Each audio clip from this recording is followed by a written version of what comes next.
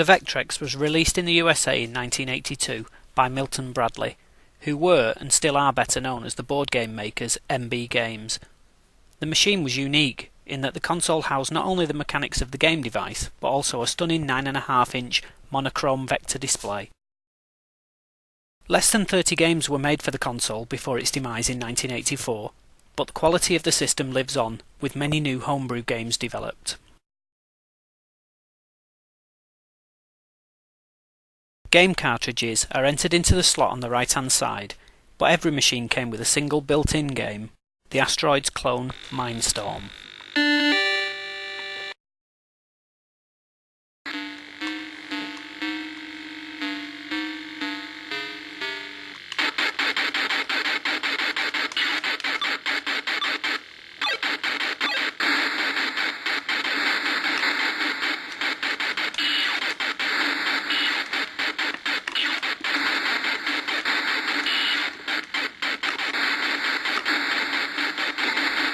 It may not have added anything to the original design and lacks the gradually reducing asteroid debris, but just by looking at those stunning explosions that reward you for every hit, you can see why it was a very shrewd packing.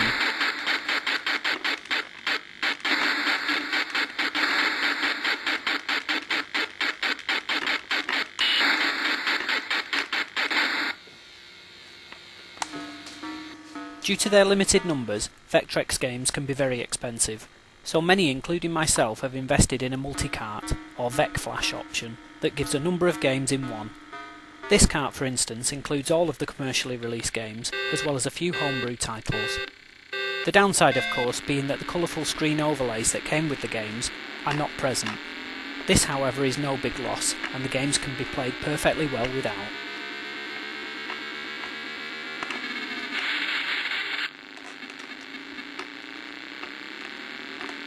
Despite its unique display method and small numbers, virtually all genres were covered, including a superb conversion of pole position, the only official conversion of Scramble, and this excellent American football game, Blitz.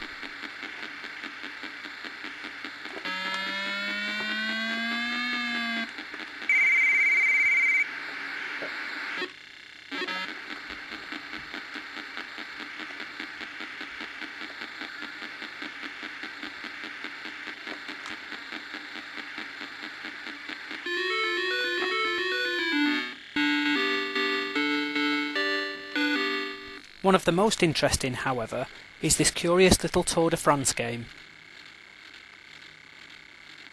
Using your 2-gear racing bike, you must avoid the potholes whilst collecting drinks laid out for you at the side of the road.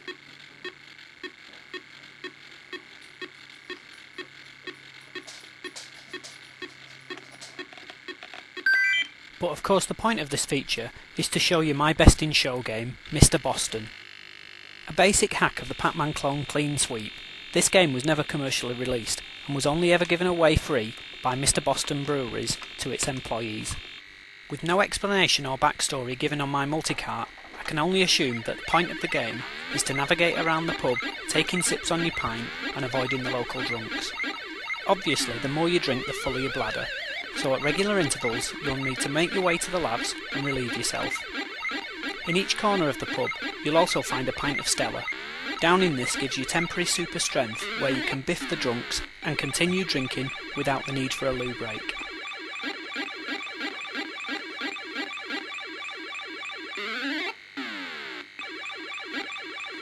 Finish all the drinks and it's then off to the next bar. Well, that's what I think anyway.